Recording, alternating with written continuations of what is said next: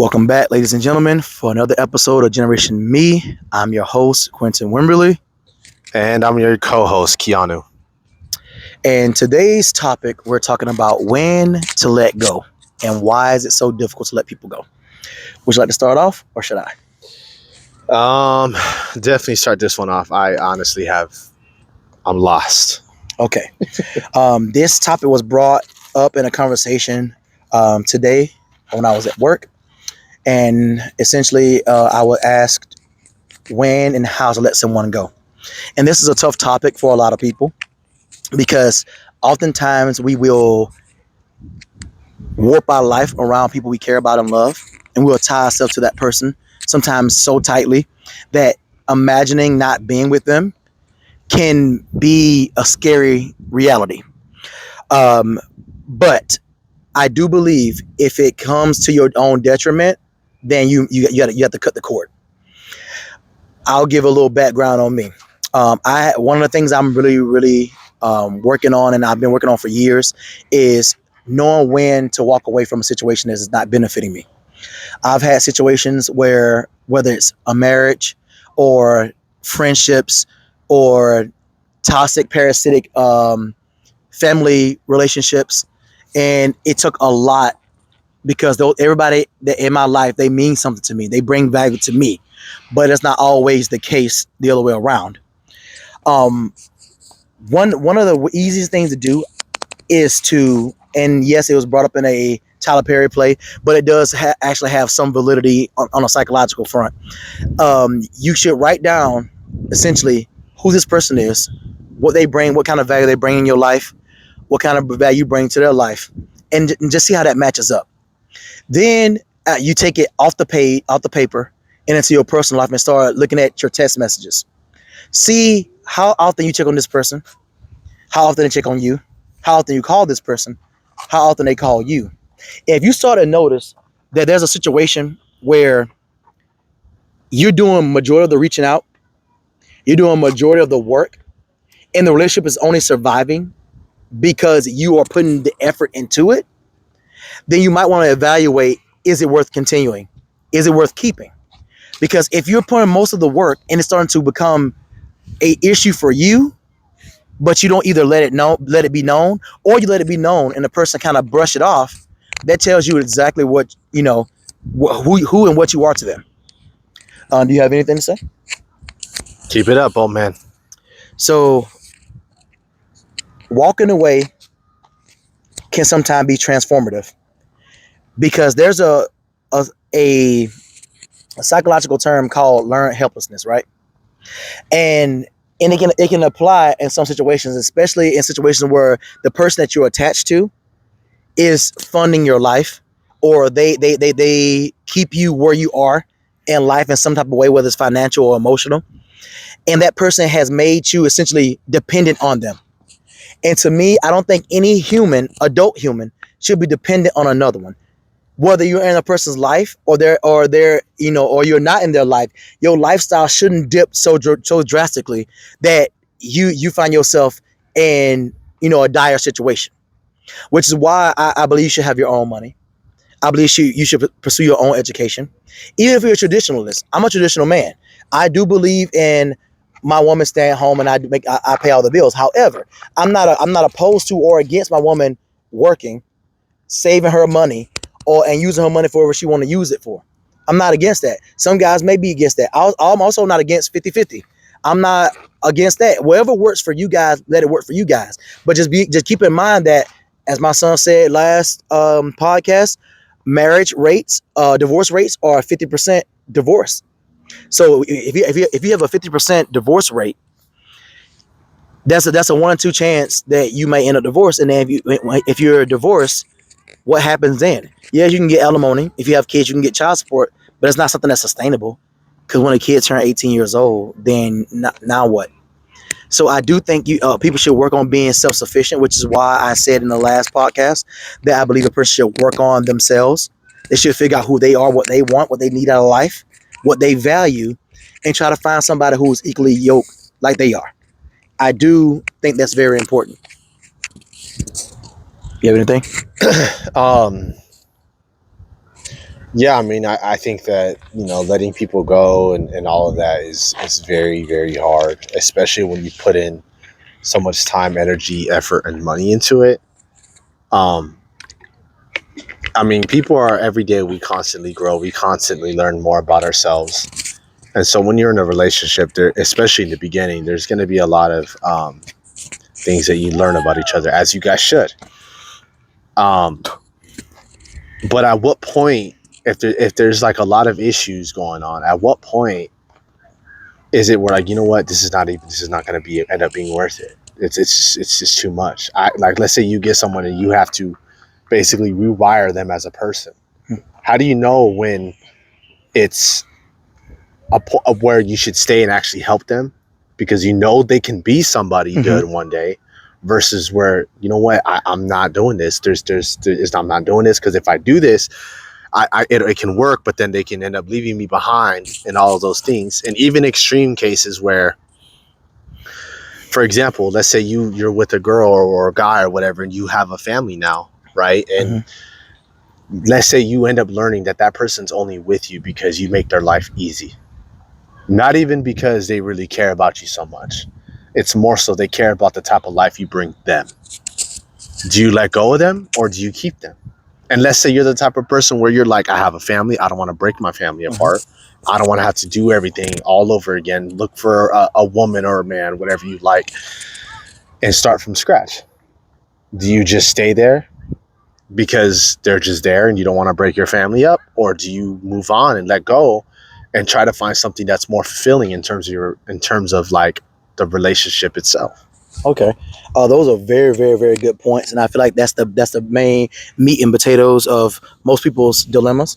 I will say this: I think of people as containers. Whether you can view it as a cup or a Tupperware, we all have a limit of how much we can hold. So you ask how, like, when do you know when to walk away? Like, how, when do you realize that overextending? And I think the key term is overextending. So if I know for a fact a person has potential and I want to bring that potential out of them, that's two things that have to be true in my opinion. One, that person has to want to be different, want to change, want to be better. And two, I have to have the capacity, the strength, the drive, and the motivation, and the patience to bring that out of them. If one of those things are missing, it's not going to work. If I don't have the patience to bring that person's um, true self out, then I'm going to end up being frustrated, actually damaging the relationship. Or if the person doesn't have the will or the desire to be a better person, they're going to be resistant to it. And so you'll find yourself dragging them up the hill. It's kind of like a horse. A horse is meant to carry a heavy load in some regard. If that horse doesn't want to move, you're not going to be able to move it. I can guide that horse anywhere along that trail if that horse is in agreement with me, if we're walking lockstep with each other. But if that horse is stubborn and it doesn't want to move, it won't move. And there's nothing I can do about it. I could drag it, but then I'm either going to hurt myself in the short term or the long term, or I'm end up hurting the horse. And so for me, that person that you see the potential in has to want to be different. They have to want to bring that potential out. Otherwise, it'll be a waste of time for both of you. And then for that other one about breaking the family up, that's a difficult part because no one wants to have a split household. We know the statistics on having a split household. However, you can also co-parent. But let's say the person is he happened upon or she happened upon a message or whatever when a person says, "Oh, I'm only with Stan or I'm only with Clarissa because she made my life easy." Okay, first of all, when I see that, I need that person to elaborate. What is easy? Because people typically marry because their life is made easy. Two heads are better than one. Two incomes are better than one. Being able to, if you're a traditional man, you go out and you go out and you do your thing while your wife take care of the kids. That's ease. The woman don't have to work, so she get to live essentially relatively free in terms of an economics point. That's ease. So the easy part, depending on what we're talking about, if they're saying I'm using this person to fund my lifestyle, now we have an issue where now the person has to ask themselves, are they okay with being used? Because some people do that. You have some of those old guys who go and get those young women like a sugar daddy, and they just want company. They just want to have a woman on their shoulders. They don't care about being used. But for a young person like yourself or myself, and I want to have a stable, beneficial relationship, I don't want to be used.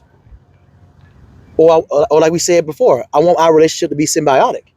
I should be taking from you, you should take from me. I should give to you, should give to me. That way we're even out. But if it's one sided, then eventually I don't have to worry about what will happen because the divorce rate is 50%. What's going to happen is somebody's going to walk away anyways.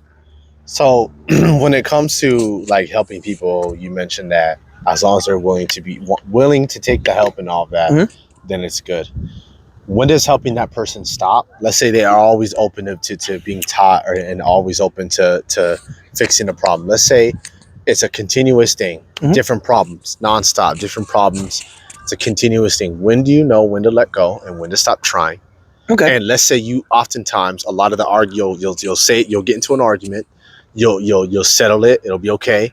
Another argument comes up, and then later down the future, the original argument, you regress back to the me. Okay. Shout out to Steph Curry. If you're watching this, Steph Curry, I love you. But let's look at Steph Curry's situation. Okay.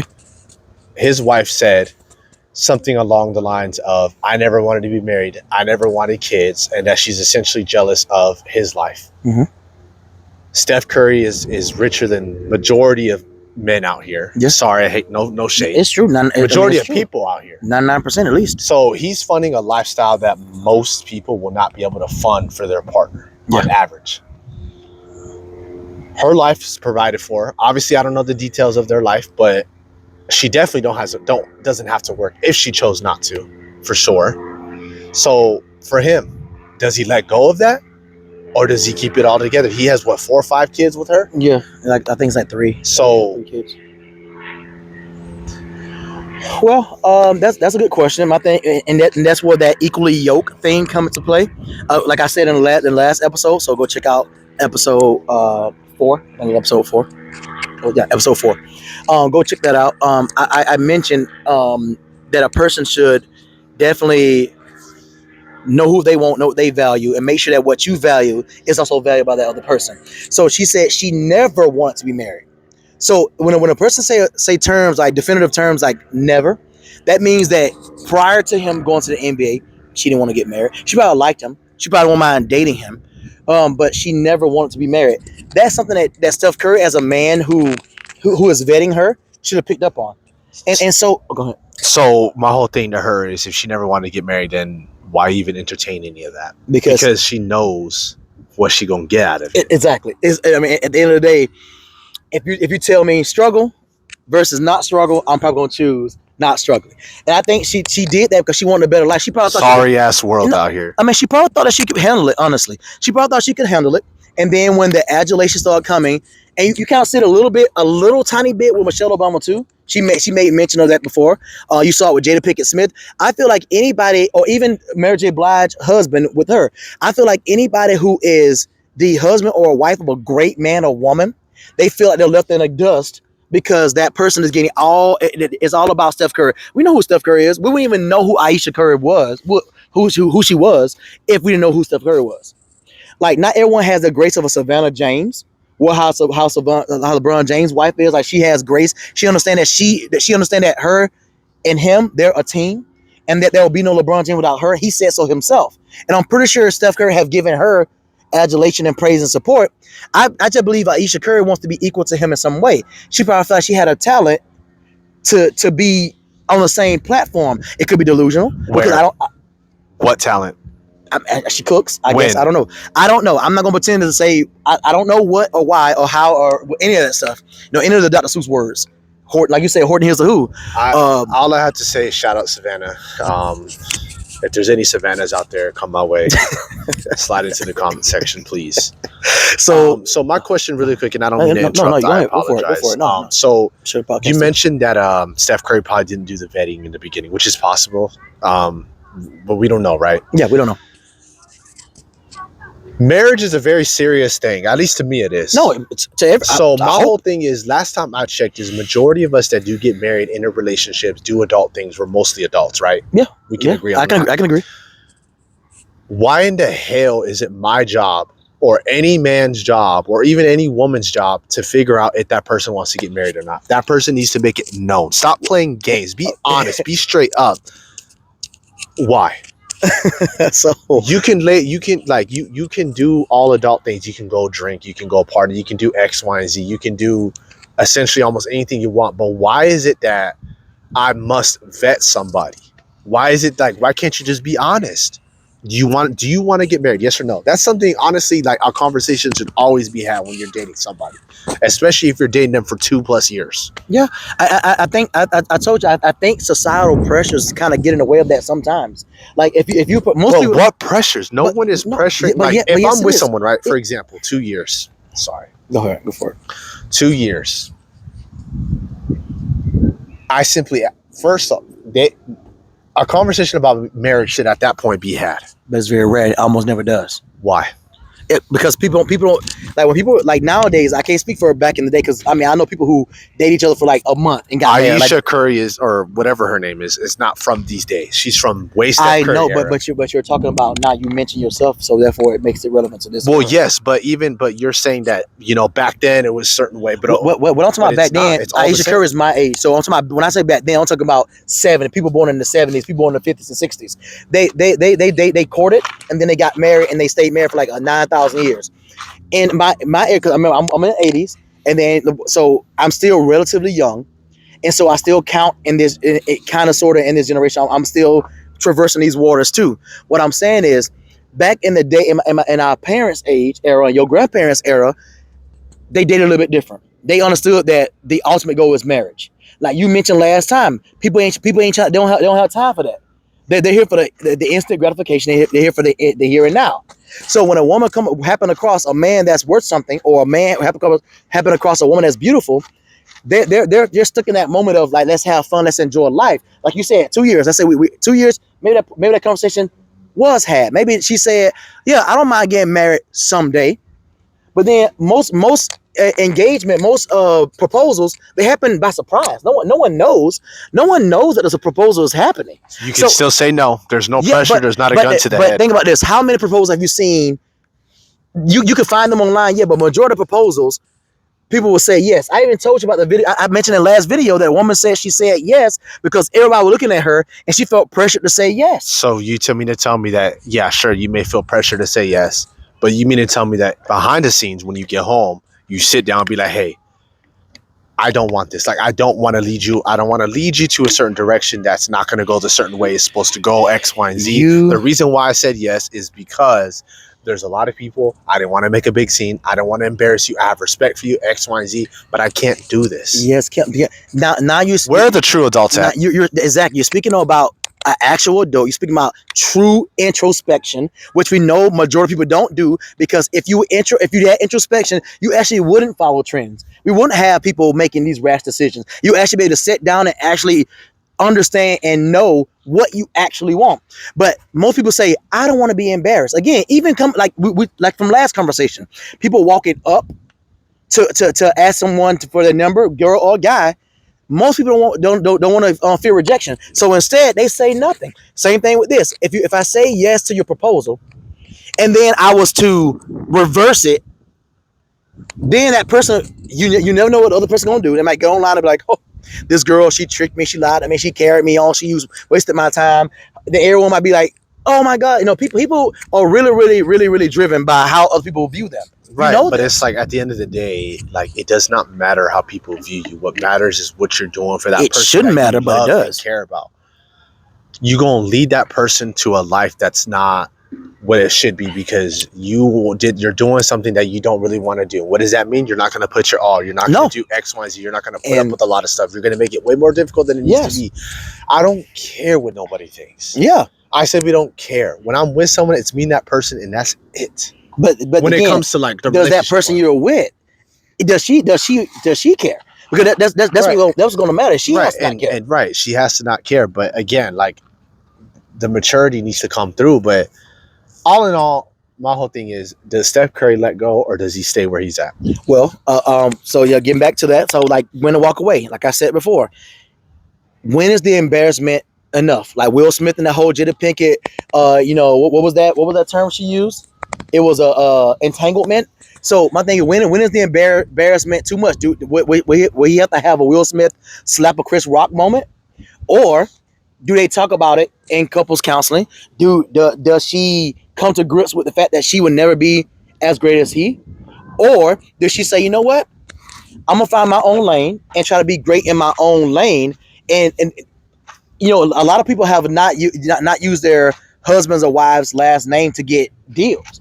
Some people will say, you know what, people know me as Aisha Curry. I want to try something different and not use my whatever. But we know for a fact she will actually use this man's namesake to get those deals. Because again, without Steph Curry, there would be we have no idea who Aisha Curry is. Period. That's just how it is. Just like Beyonce, like luckily for Beyonce, she married Jay-Z, and they were both famous. But if Jay-Z was a regular schmegler dude and Beyonce was with him, we wouldn't know who freaking Jay-Z is, nor would we care. But the fact of the matter is, sometimes it bothers people. Why? Because when she hop online, he about to lose everything. When she hop online, you know, in the comments, let's say she come out with a great recipe.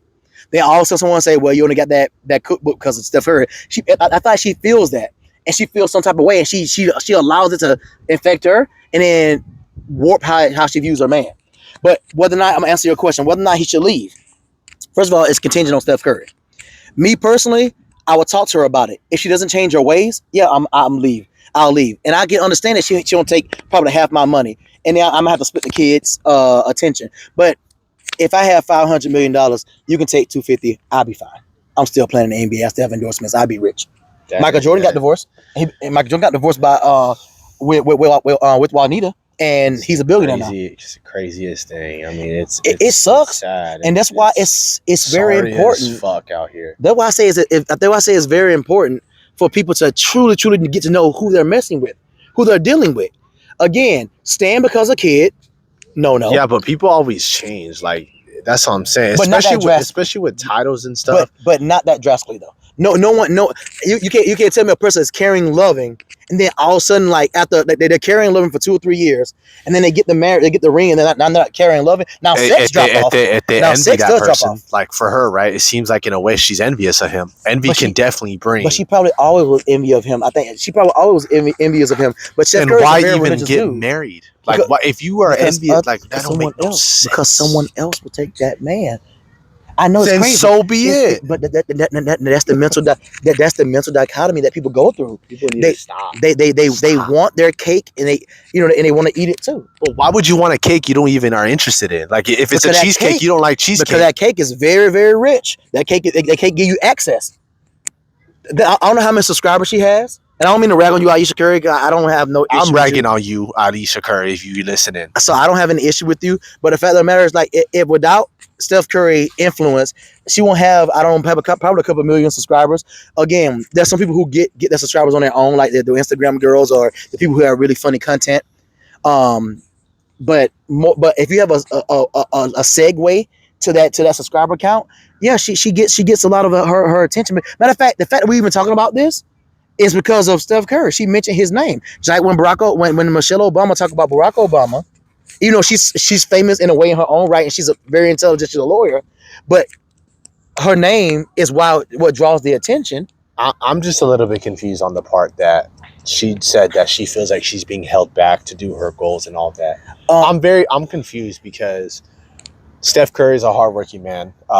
He's probably on the go 9 out of 10 times, meaning the kids are probably at home and with her. But I think that's what she means. You also have millions and millions and millions of dollars. Can you not hire someone to take care of the kids during the day? You go do what you got to do. If you need to travel X, Y, Z, like you have resources. Like money gives you resources. It gives you access. It gives you so much. Yeah. So why not do that? You can still be yourself with having kids. But the thing about it is you have to think about the upbringing too. It's whether or not they are the type of people who are okay with other people watching their kids. Like me, if I was rich, I might have a live-in nanny, but by and large, me and Evelyn gonna watch our kids. At some point, though, you're gonna have to.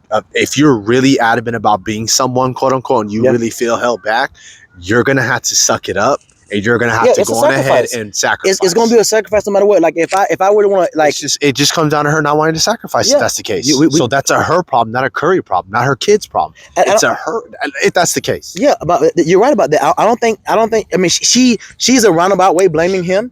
But I think a lot of that. I think she's trying to take accountability without actually saying it out loud. She's saying like I never want to be married instead of saying like, hey, I kind of messed up. I don't want to be married to I never want to be married to Steph. I did it because and talk about why she did it because I think that'll help out this The whole Fedia. conversation. But he didn't have Fedia then. Well, I guess he did. His dad was Dale Curry. He was a millionaire already. So I guess it was money. But I think she may come from money too. I'm not really sure. Well, my But thing is like, Miss Curry, you are fully capable of doing whatever you wish to do. that's very true. You are, for the most part, from what I've seen, very healthy. You're very beautiful. I mean, you know, you have a good family, so it seems. Steph Curry seems like a good man. He doesn't seem like the type to abuse. You have good-looking kids, a good-looking man. Steph Curry's a good-looking guy. You have the full potential. The world is yours. Do as you need. But I don't understand why, you know, attack your marriage like that. And to me, I did don't she believe in that. disrespect him? In my opinion, I would say yes. I think Because you made it public. I do Talk believe to him behind the scenes. I do believe with the covenant of a marriage or even a strong long-term relationship that's not a marriage, you are beholden to each other. And I don't think you should let your dirty laundry air out. I know we live in a society now where we share everything. I mean, we have a podcast, but we're not talking about personal life. You guys will never find out anything about my personal life unless I truly want to be known or I write a tell-all book. But at the end of the day, I'm not going to disparage anybody, whether it's my ex-wife or my current one or whatever the case may be. You're not going to find out about that because it's disrespectful for them. It's not. So I do think we overshare. Like my thing is she could say something along the lines of like, I always been an ambitious person. Prior to marriage, I was ambitious, and marriage may have slowed me down, but I will find my way eventually. No one would ever get mad about that. But when you start saying like you resent, I don't know if she said resent, but if you say I resent getting married or whatever the case may be, people gonna then look at him and say, "What you gonna do?" And they're gonna force outside pressure. And again, the number one thing that destroys relationships, in my opinion, is outside influences and improper vetting. But again, should he leave? It is up to him. Would I leave? Not initially. If I talk to her about it and she still keep doing it, then yes, I'm out. That's just how I am. But again, to weigh whether or not you leave or whether you leave or don't leave is contingent upon how much you value that person. How is that person movable? Are they able to change? If they're not going to change, they keep doing the same thing over and over again. The onus then lies on you, not them. And then whatever happens to you, it's a self-inflicted wound. Period. I mean, I just see a bunch of people in relationships that are just immature. That's what I see. That's all what it boils down to is just immaturity, not knowing how to handle certain situations, not knowing how to address things, not knowing how to communicate, not knowing how to express yourself the proper way, not knowing how to conduct yourself in front of others. That's all it is. That's honestly what it boils down to. And again, like letting go it's hard. It is. And it's not, it's you just have to, I don't even know. I honestly, with this topic, this is a tough one for me because I don't know. I don't know. Yeah, my thing is letting go is very difficult, without a doubt. But you have to ask yourself, who's more important? What is more important? That person continue to use you and for them to walk around with smiles on their face, or your own happiness? Because if you are doing all you can do and you're trying your best to make that person see reason and you're trying to make that person grow and let them know that, hey, I'm pulling the load by myself, and they're refusing to change, you gotta go. I think of it like this: chopping wood, right? In order for you to chop a wood effectively, you have to have a sharp axe. A sharp axe. If the axe is dull and you try to chop a wood, you end up damaging the wood itself. So if I'm the dull axe, so let's say I start off sharp and I start chopping the wood. That's me putting all my effort, all my energy into that person. Boom, boom. I put all that effort into it. Eventually, the more I chop, and I don't resharpen myself, which means I don't go back into my own world, recenter myself, do things for myself, have that take my own mental well-being into consideration. I become more dull. Now I'm more frustrated. Now I'm more angry. Now I'm starting to act out of character, and now that person would then use me acting out of character as a reason for them to leave. Now they leaving, and then now they have shifted the whole argument where he was yelling at me or she was yelling at me. She was disrespectful to me. Never, ever taking ownership for what they didn't do. So me, I believe that if you are sacrificing yourself for the benefit of the entire relationship, without that other person putting in any type of work at all, then it's time to go. It's time to go. It's time to move on. There's no point. Period. A relationship is a two-way street, and it has to be a two-way street. Because when you start getting together in a heterosexual relationship, you start bringing kids into it, or in a gay relationship, if you adopt kids or whatever the case may be, or have a surrogate. When you start bringing kids into it, you start buying houses, you start accumulating all this stuff, you gonna have problems if you try to split. That's why I say you should date. I truly believe a person should not be married until they're 25 years old. I truly believe that, and I know that's crazy, but I feel like you're a little bit more mature at 25 naturally, and you should have went through something. At least had one long term relationship between the ages of 20 and 25. Somewhere along the way, you should have had at least a year and a half, something like that type of relationship, and you should have at least an idea or a template of what you want and a little bit of who you are. 25 at a minimum, and then work your way up from there. Let's bring another scenario. Let's say you have someone and they treat you really well. They do everything that you want them to do in X, Y, and Z.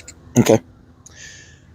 But since we live in a world now where it's all about how that person kind of looks too, and that plays a big factor. Let's say that person's not your type at all. Yeah. They're not at all aesthetically. They're not, what you want physically and all that. But how they are intellectually, how they are treating you and all that, they're not. And it's so much so that when you go out with them, you're embarrassed to be seen by that person or to be seen with that person. What do you do? Do you let go of that? Well, yes. Well, yes. Absolutely. No. You can't. First of all, ladies, please get in the comments and respond to this. If you find out your man is embarrassed of you, would you stay with that man? Fellas, if you find out that your woman is embarrassed of you, would you stay with them? The answer is no. My thing is, I believe in the Bible, a little Bible. I'm not gonna quote it correctly. So, mom, grandma, forgive me. I know my grandma's a pastor. I'm sorry, but the Bible said, if you're ashamed of me, essentially to the overworld, to everybody else, then I'll be ashamed of you in front of my Father. So my thing is, if you're ashamed of me to everybody else, then I'm gonna be ashamed of you too. I'm not wasting my time. You don't have to, I'm not. My thing is, you're telling me I'm so butt ugly, or I'm so unattractive to you, that you're only with me because I'm providing something, money, great sex, or whatever the case may be. Oh, absolutely not. You can go ahead and you can exit stage left. You can miss with the BS. I'm not gonna be out here funning anybody. I'm a big guy. I might be square shaped, but I'm not a credit card. I bring that up because I definitely know a handful of people that are in a very similar situation to that, and they're wrong. Very wrong. It's unfortunate, wrong. And I'm just like, wow. How did Donald Trump say it? Wrong.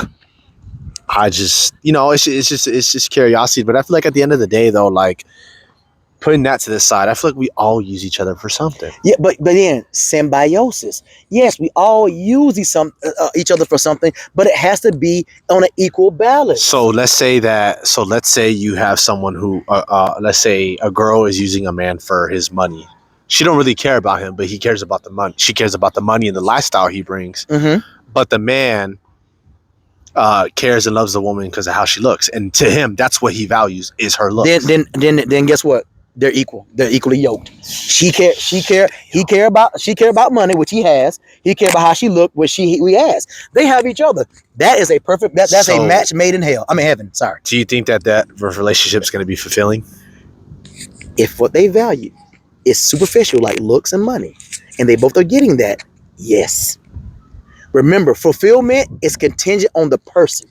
So if I say what fulfills me is deep conversation, long walks on the beach, building a family together, building something together, and I get that, I'm fulfilled. But if a girl say, oh, I want a man who's smart, intellectual, he values me, he's a church-filled person, and she get a guy who look good, he lay it down in the bedroom, but he don't really pay attention to her. He do his own thing. She not gonna be fulfilled. She might have the life that people may be envy of, a la Aisha Curry. She might have the life that everyone be envy of, but in her fulfillment, and that's what gets you back to your question with Aisha. Aisha is not fulfilled. She has a great life. She has the good looking man with a lot of money. She has her kids, but she don't have the fulfillment that she wants, and that's why she, not him, she should leave. She should leave. So how do you fulfill a person if, let's say, they don't even know what will fulfill them? But remember, I said fulfillment is based on the person. Right. So how do you? So okay, but how? But You don't work towards that person's fulfillment. I'm not trying to fulfill the person I'm with. Fulfillment is a self-contained thing. yeah, but what That if that person should person's fulfillment comes from outside things? For example, a girl's like, I'll feel fulfilled if a man takes care of me and pays all my bills. Then if you're a type of man that don't mind taking care of a woman paying her bills, fulfilled. But wouldn't it be bad to be with someone only because they're with you because they bring If a relationship works the way it works, again, it's not for you or I or anybody to judge a relationship. If wherever the dynamic is, let's say the dynamic is a guy likes, well, outside of being abused, however your relationship works, it works. If a man only knows for a fact that his woman is using him for money, and he's okay with it, and it's not causing him any type of internal stress or strife, who am I? But does I'm he not dating her. realize that once that money somehow disappears, she disappears too? And every, vice versa too. every man knows that. Every man, like you think Lil Wayne? No offense, Lil Wayne, no, whatever the case may be. No, Lil Wayne. You think Lil Wayne don't know that he get majority of women because he has money? That he's not really a looker. He's not really a handsome person. He knows that. Most of these guys, look, back then they didn't want me. Now I'm hot. They all own me. Songs like that. They're telling you. Shout out Lil Uzi. That was okay. Sorry, Lil Uzi did it better than the original guy. But anywho, they understand that back then they were a nobody. No one was checking for them because they had the blinged out ice and all that good stuff. Now they're being checked on. Girls looking for them. We know that, just like a girl who was the ugly duckling in school, but now she came out, she got the whoop wop bam, and now guys are throwing themselves over for her. She knows that they only with her because she look good, but she don't take advantage of it, because people at the end of the day we love being valued. Humans love being valued by someone else, which is why these superstars and or these influencers, they take so much interest in the comment section. That's why they care about the opinion, because the public opinion determines how much adulation they get, how much money they get, how relevant they stay. I guess I'm just an old soul, like a really, really ancient soul. Because for me, you're not wrong. I want a girl to love me for me and care about me for me, right? The materialism stuff, all that shit does not matter, because that can come and go. But who I am as a person, yeah, there's certain small little change in due time. But overall, my morals and my ethics will always be what. Okay, okay, all right. And you answer this honestly, because you always do. You have a girl. Y'all get together. She very beautiful. She your exact type. Something happened. Car wreck. Trip and fall. Something. Her face get thrashed. It get messed up. Do you stay? Do you leave? I stay. And there you go. And some and there's people in the world who are okay. They love the person no matter what happens. Like me, with me and Evelyn. But I love Evelyn no matter what. We have our spats. You know this. You live with me. You know this. But I love that woman no matter what. She used 9,000 cups instead of using one cup, and I still love her, because at the end of the day, it is her I fell in love with. And anyone I've ever been in love with, like ex-wife or whatever, I fell in love with who they are. When they had kids and they body changed, when my body changed, they still stay with me. They didn't say that, oh, you lost your six pack. Now you built like, the letter 8, so let me get up out of here. No, they still stayed. It is what it is. So that's why vetting matters. Again, I said 1,000 times, vet the person. If every time I need you, you know what to be seen, but the minute you want something, you pop your ass out my life. You can just get up out of here. Period. So that's my whole thing. So you're right. Leaving is difficult, but to conclude all of this, leave the situation if you have done everything you possibly can to let it be known how you feel. And the person that's supposed to be the love of your life or your partner is ignoring you, not taking your feelings into consideration, then it's time for you to leave. Kids be damned, whatever. Because all hurt, the reason why we say hurt people, you don't become hurt until someone hurts you. So if I can see the hurt coming and I can avoid it, I can go far in life. I can find that other person who will value me. But staying longer than I should, that's how you get the good girl going bad, the good guy going bad motif. They stay longer in relationships with people that didn't value them and they end up hurt. Got anything to closing remarks? No, that's everything. All right. So thank you guys for tuning in once again. This was Generation Me. Please subscribe, tell a friend, to tell a friend, and tell a friend, share, comment.